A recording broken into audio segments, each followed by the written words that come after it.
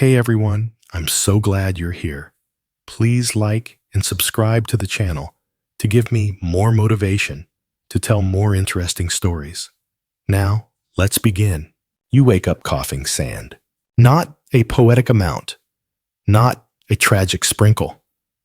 We're talking full-mouth, beach-buried, gritty, miserable sand. It sticks to your tongue, clings to your teeth, and somehow invades your nostrils. The waves slap against your legs, and when you roll over, you groan like a cartoon bear. Everything hurts. Muscles you didn't know you owned. Your head pulses in rhythm with the sea. You blink into brightness. The sky is painfully blue. The sun obnoxiously high. And the beach empty. Stretching for miles in both directions with not a soul in sight. Just you, a few scattered pieces of debris, and the long shadow of a broken world behind you. You sit up slowly, try to recall what happened. The crash, it comes back in slices. Metal screaming. A jerk, a drop. Then water, a lot of water. Then black. You reach for your pockets. No phone, no wallet. Your shoes. One's missing. The other's filled with tiny crabs. You toss it aside. Great start. Historical fact. Over 1,600 documented shipwrecks occurred along the Pacific coast during the Age of Sail, but most survivors weren't rescued.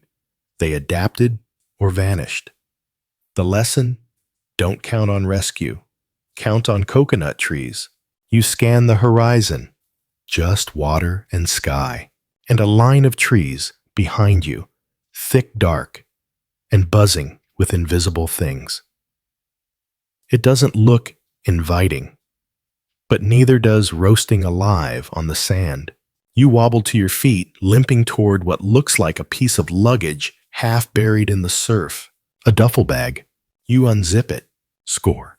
A shirt, a rain poncho, a cheap flashlight, a bag of trail mix, soaked but edible, and a single flip-flop.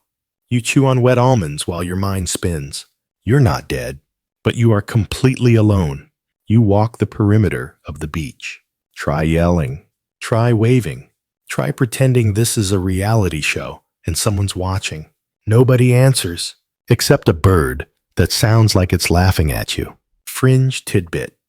A desert island isn't technically a desert. It just means uninhabited. But to your skin and stomach, it might as well be Mars. You find a shady patch under a palm tree and collapse. You plan, sort of. You list everything you know about survival. Fire is good. Sharks are bad. Tom Hanks made friends with a volleyball. That's pretty much it. You close your eyes. The waves become your lullaby. You drift in and out. The sun leaning lower, the wind sharpening. Your body's aching, your heart's racing, but your brain keeps whispering, you're still here, and for now, that's enough. You wake up in the middle of the night to something crawling across your leg. You don't scream, you leap, straight up. Slam your shoulder into the palm tree. Land hard on a root. It's not your most elegant moment. You grab the flashlight from the duffel, flick it on, and scan the sand. A crab? Just a crab? It scuttles off, like it owns the island, which, to be fair, it probably does. Your heart thuds like a drum solo performed by squirrels on Red Bull. You sigh. Welcome to night one. You realize pretty quickly that lying in the open is not a long-term strategy. Between wind bugs and possibly homicidal crabs, you need shelter. So, in the pale moonlight and armed with a flashlight that flickers like a horror movie prop, you go exploring. You find a cluster of trees, half circle style, near a ridge of rock that might work as a back wall. You begin gathering anything vaguely shelter-like palm fronds, driftwood, half a broken beach chair. You don't exactly build a hut. You arrange a pile, but hey, it leans the right way and doesn't fall over when you sneeze. That's basically architecture, right? Historical fact. In 1910, a group of British castaways survived on Henderson Island for months with nothing but coconuts, rainwater, and bird eggs. Their shelter was literally palm leaves and crates. You're basically following a long, scrappy tradition. Your makeshift lean-to is neither waterproof nor luxurious, but it provides some illusion of safety. You crawl under it, with your poncho draped over the open side like a blanket for your pride.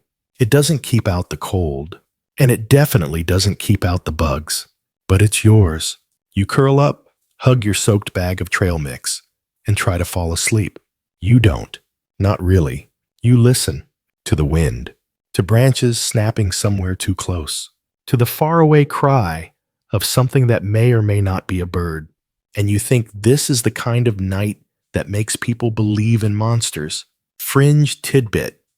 Some sailors in the 1700s believed islands had moods. They swore by the presence of haunted shores, places that rejected human sleep. You're starting to think maybe they weren't just tired and salty. Morning doesn't arrive, so much has happened. You blink against light and realize you must have passed out sometime around 4 a.m. You feel like an overused dish sponge. Your mouth tastes like moldy raisins, but the island hasn't eaten you, so you call that a win. Today's mission: survey the terrain. You climb a rise beyond the trees and look down at your beach, your home. And there it is, a wide, jagged island. No huts, no people, no mirage of a cruise ship with a buffet and karaoke night. Just you. And an endless stretch of jungle whispering, "Come closer." You look back at your shelter. It leans slightly, like it knows it's temporary. So do you. Historians still argue whether the real danger on deserted islands is nature or the loneliness it forces you to confront. You're beginning to suspect it's both, but you're here now. You adjust your poncho like a cape, grab your stick, and step into the trees. The first thing you realize as you push into the jungle is that it's louder than you expected. Not movie jungle loud, with dramatic drums and distant panther screams, more like an unholy choir of insects, birds, and something that sounds suspiciously like a goat, but definitely isn't. Your stick, the one you decided is now your machete, despite being shaped like a sad spaghetti noodle, helps you push vines aside as you trudge deeper in. You're looking for one thing: food. Your trail mix is gone. You ate it at 3 a.m. in a haze of desperation and salt cravings. You regret nothing. Your stomach is already auditioning for a horror movie soundtrack.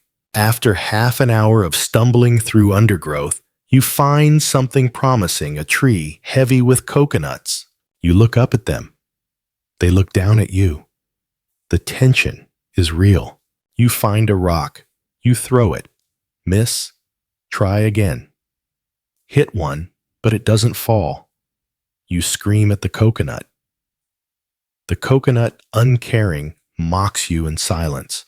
Eventually, through what could generously be described as persistence, or more accurately, as being too hungry to quit, you manage to knock one down.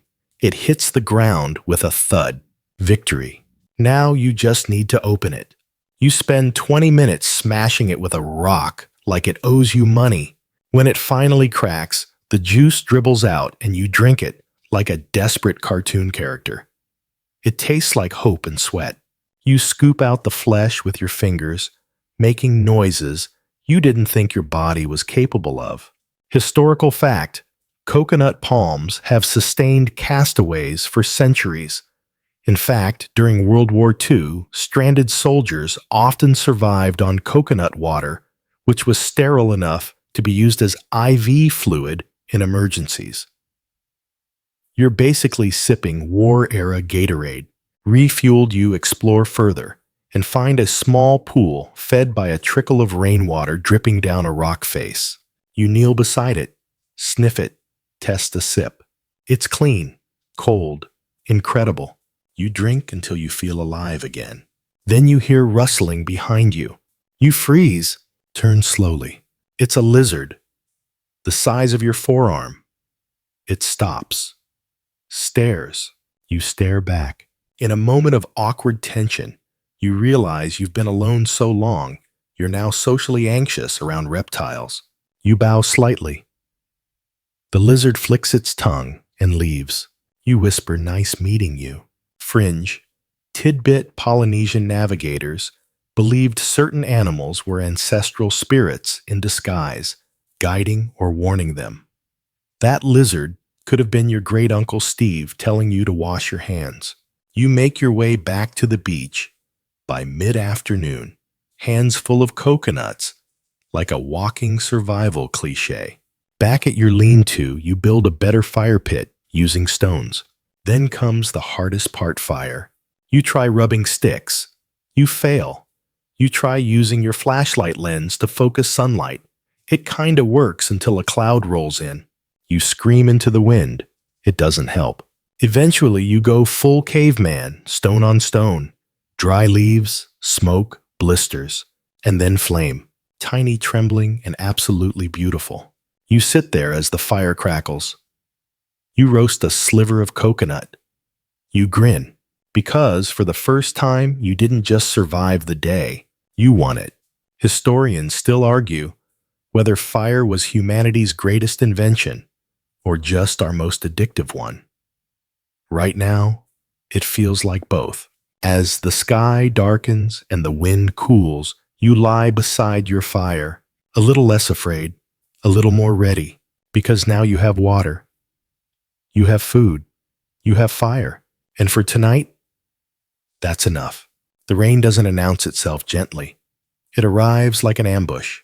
You're mid-dream something involving a cheeseburger and a jazz band of penguins when the sky explodes. Rain slams down like someone tipped over a celestial bucket. Your fire hisses and dies. Your shelter, which once seemed charmingly rustic, now folds inward like a wet tortilla. You scramble out, poncho flapping, soaked within seconds. Water pools around your ankles. A gust of wind nearly rips the tarp off your lean-to. You hold it down like you're wrestling a kite in a thunderstorm. Your teeth chatter. Your hands shake. This is what the jungle calls a test.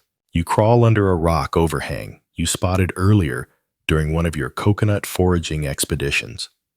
It's barely tall enough to sit, but it's dry. Mostly. You huddle in your poncho and watch the storm hammer your beach like it's mad at it. Your first night was rough. But this feels personal. Historical fact. In 1526, a group of shipwrecked Spaniards stranded off the coast of what is now Georgia endured weeks of relentless storms. Many didn't survive. The few who did built rafts out of ship debris and floated hundreds of miles. You're not there yet. The storm howls for hours. It feels like the island is shaking you awake on purpose, just to say, "Still here, buddy." Water seeps into your hiding spot. Your poncho clings to your skin like a cold slap.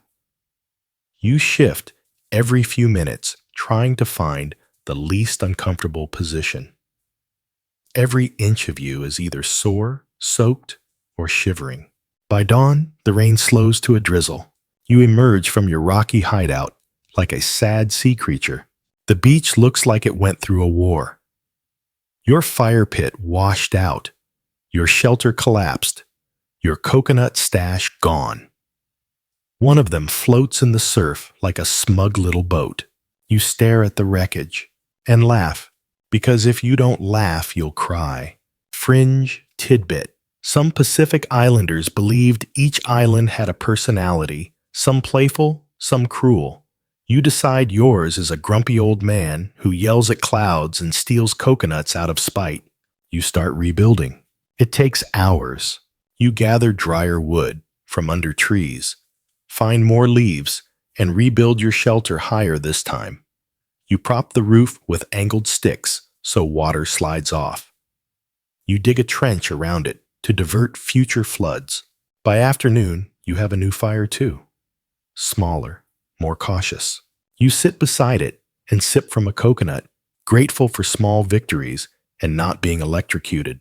You wonder what day it is. You try to count. Then you stop. Because time feels weird now, measured more by storms and sunlight than by clocks. You carve a tick into a piece of driftwood, not for the date, but for the fact you made it through. Historians still argue whether time in isolation distorts perception or clarifies purpose. You're beginning to believe it does both. Time stops mattering. Survival becomes your clock. You fall asleep that night listening to the softened sound of dripping leaves. The wind hums a lullaby you didn't know you remembered, and as you close your eyes under your new shelter, you whisper, "Nice try, island. I'm still here."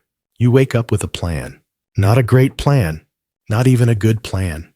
But hey, on this island, a plan that doesn't involve eating sand counts as progress. Today, you're going to explore, not aimlessly, this time with purpose. You want to map your new home, find resources, maybe, just maybe, see if the other side of the island hides something you missed, like say a luxury resort, inexplicably hidden behind a waterfall, a pizza hut carved from bamboo. Okay, probably not, but a better water source or dry shelter would do. You strap your poncho around your shoulders like a cape, tuck your coconut knife, aka sharp rock, into your belt, and head inland.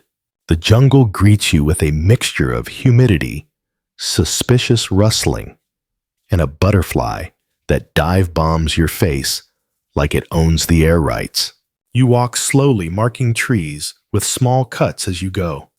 Hansel and Gretel style, but with fewer breadcrumbs and more hope. You find things, good things. A fruit that looks like a star and actually tastes like sugar if you get past the slimy texture. A cluster of edible-looking mushrooms that you wisely do not eat because you're not trying to hallucinate a ghost pirate today. A small creek, clean and steady, with a mossy bank perfect for refilling your water pouch, which is now an upcycled plastic soda bottle from the wreck. Historical fact: survivors from the 1721 wreck of the Luxborough Galley survived by digging small holes near the shore, allowing groundwater to seep in slowly. Primitive but effective filtration. Your plastic bottle is practically luxury in comparison. You climb a low ridge and look out. The island spreads beneath you like a giant green quilt stitched by chaos. You see the coastline. You see your little beach. And then, something new. On the far side, past dense trees and a jagged outcropping, a hill with smoke, not fire smoke, thin, blue, like someone's cooking breakfast. You freeze. Could be another survivor, a hunter, or the kind of person who lives alone on a deserted island and doesn't like visitors. Either way, you need to find out. You take a deep breath, mutter, "I regret this already," and begin the long hike toward the smoke. It takes hours. By the time you arrive, the sun is leaning sideways in the sky, but the smoke's gone. The hill is empty. No people, no fire, just a small clearing. And in the middle, a stone, flat, weathered, carved with the letter M. You touch it. It's warm, recent. Someone was here. Fringe tidbit: the legend of island hermits goes back centuries. People who vanish into the wild and reappear only in campfire stories. Some say they're ghosts. Others say they're just tired of taxes. Either way, you're not alone. You feel watched. Not in a paranoid, the coconut is judging me way. In a real way, you don't see anyone, but your skin prickles. So you back away slow and steady. Mark the trees on your return path. Try to remember every step. You reach your beach by twilight, panting and nervous scanning the tree line. Nothing follows you. But now, you know you're not the island's only secret.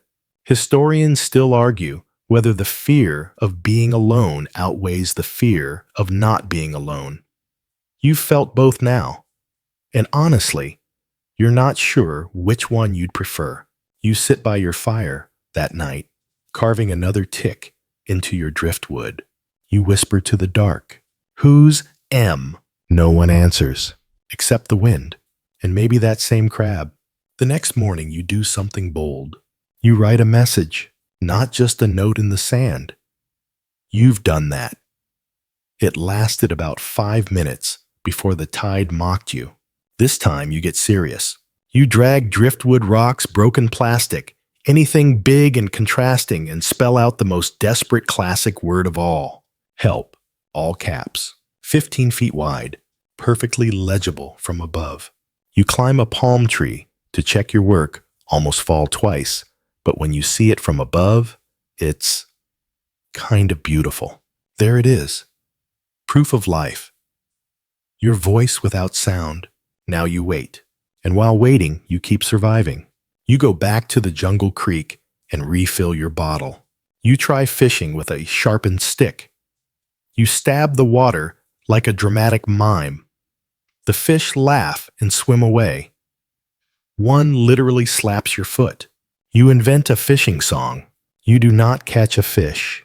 Historical fact.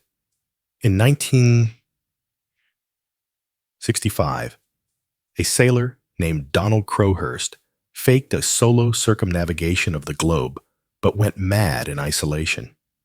He left cryptic journal entries and disappeared. People still debate whether he lost his mind or just wanted to vanish. You get it now.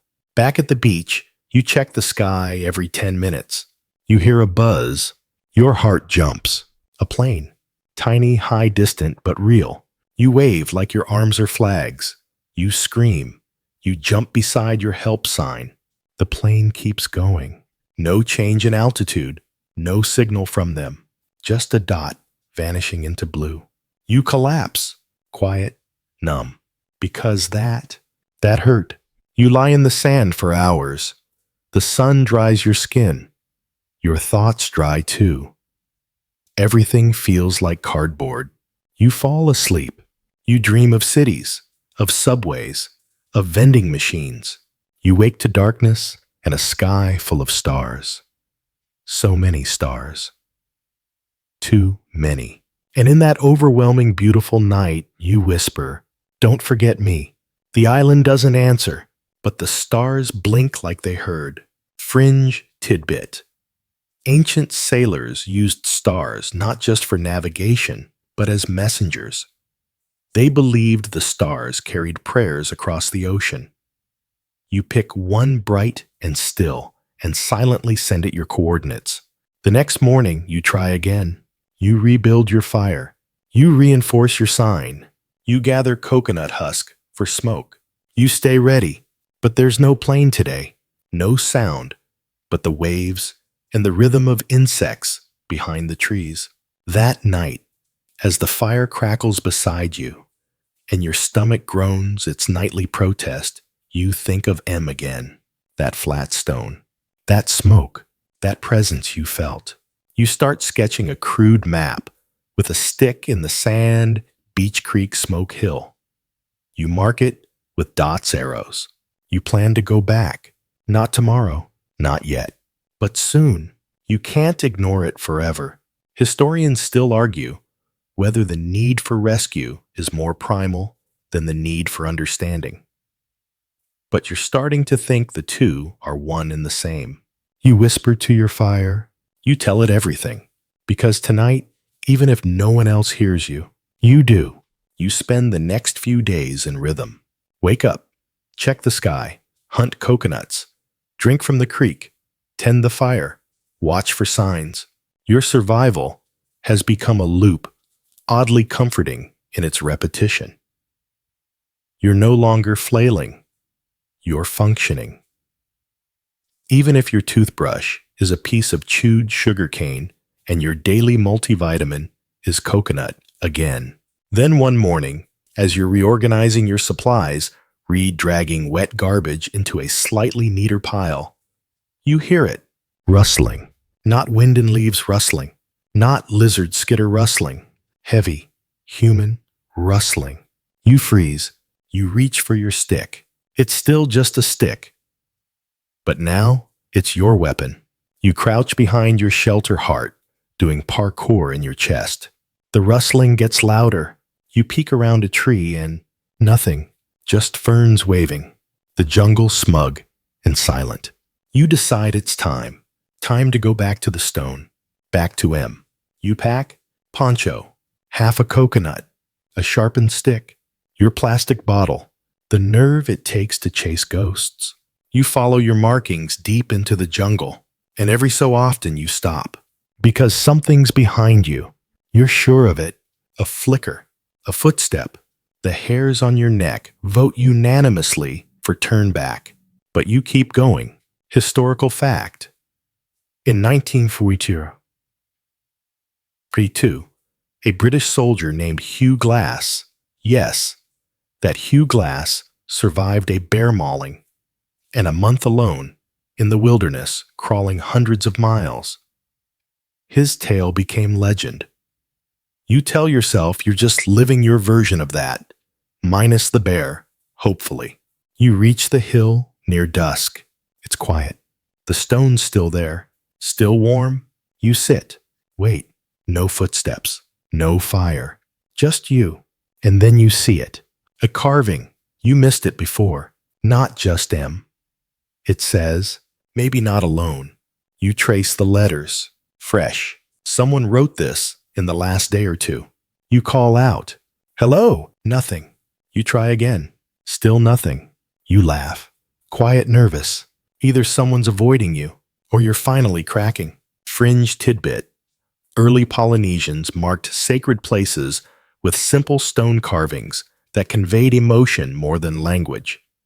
The phrase, maybe not alone, could mean safety or a warning.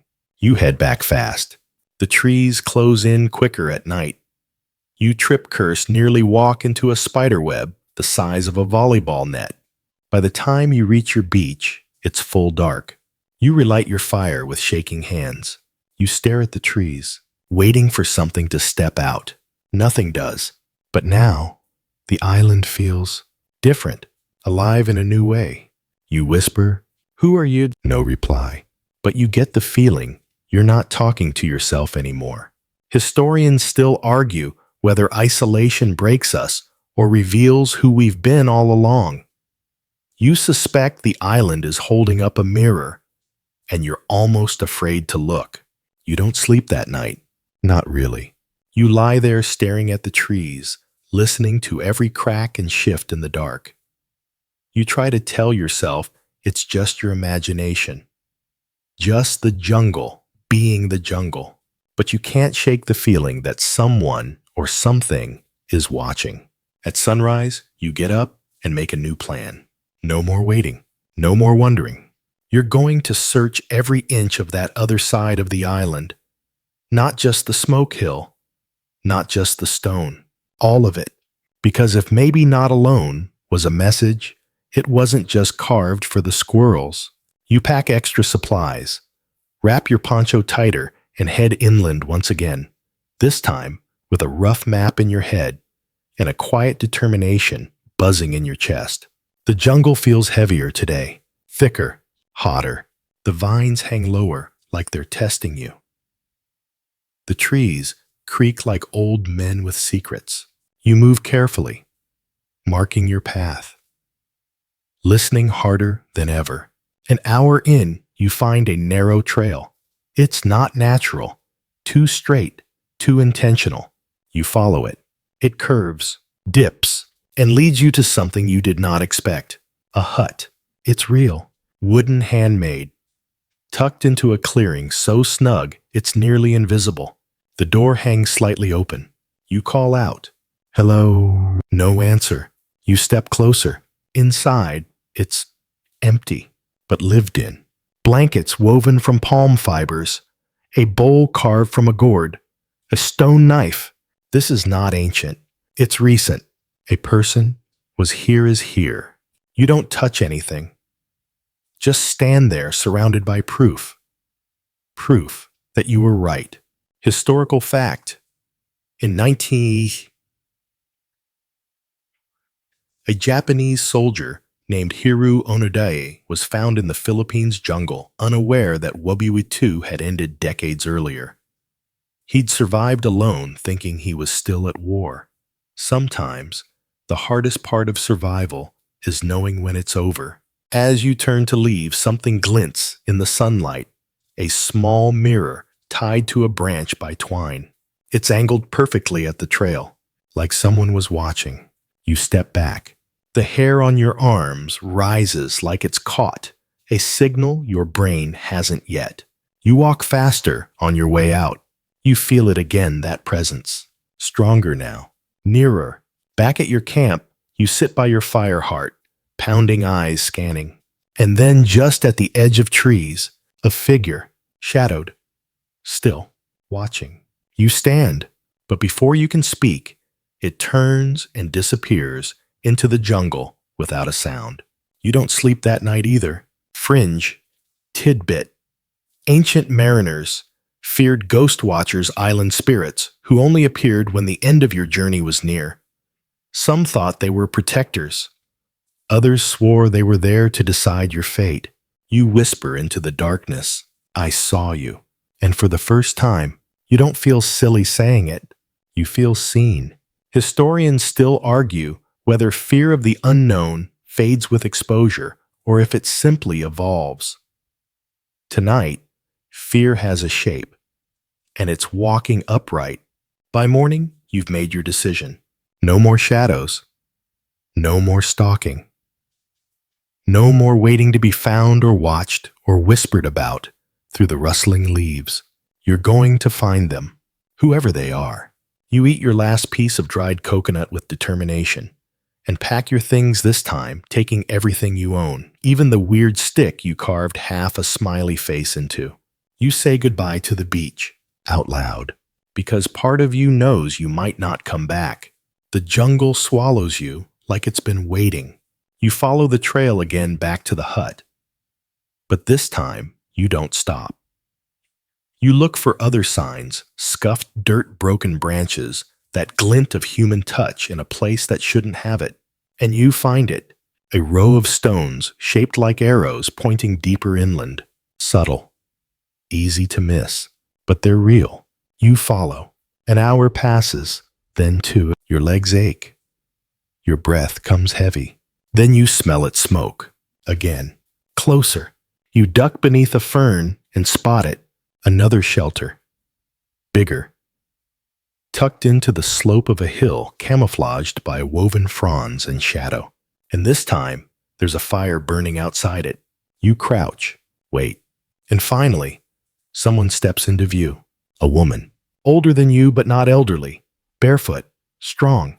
She hums to herself as she tends the flames, then stands abruptly, like she knew you were there all along. "Are you going to stand there forever?" she calls out. You freeze. Then slowly step into the clearing. Her eyes meet yours. No surprise. No fear. Just recognition. Like she expected you. Historical fact. In 1939, a French woman named Marguerite de la Roque was marooned on an island by her family. She survived alone for over 2 years. When rescued, she was strong, composed, and refused to leave until she finished her meal. Survival rewires people. You sit across the fire from her. She says her name is Anna. She's been here for 7 years. Plane crash. Rescue never came. She built, she learned, she survived. And when she saw you, she watched, waited to see what kind of survivor you'd be. You ask why she didn't say anything sooner. She shrugs. "I didn't know if you were real." Fringe. Tidbit. Some indigenous tribes believe the jungle can create illusions, living echoes of people who aren't really there. They warn against trusting the first face you see in the wild. You wonder if Anna thought you were the illusion. The conversation flows easily. You tell her about your beach, your failed fish stabbing technique, your epic battle with a coconut. She laughs. Genuinely. She tells you how she's mapped most of the island, how she lives by the moon cycle, how she talks to the trees sometimes, because honestly, they're better listeners than people. By nightfall, she offers you a space beneath her shelter. And for the first time since the crash, you don't sleep alone. Historians still argue whether shared struggle bonds people faster than time. But in one firelit evening, with 2 bowls of roasted fruit and silence that isn't lonely, you think the answer is yes. You fall asleep to the sound of her humming again. It's not a lullaby. It's something stronger. Company. You wake to the smell of roasted roots and the hum of birds that sound almost electronic. For a moment, you forget where you are. Then you see Anna squatting near the fire, turning something over in a pan made from an old plain panel. Hungry, she asks, as if you didn't nearly starve to death 3 days ago. You nod before your eyes are fully open. You eat in silence, but it's not awkward. It's the kind of silence that only comes after trust is earned in strange, wild ways. Today, she says she'll show you the far ridge, the highest point on the island, the place she's always believed held answers, either rescue or a better question. You follow her, your legs used to the uneven ground now. She moves like a shadow, barely disturbing the jungle.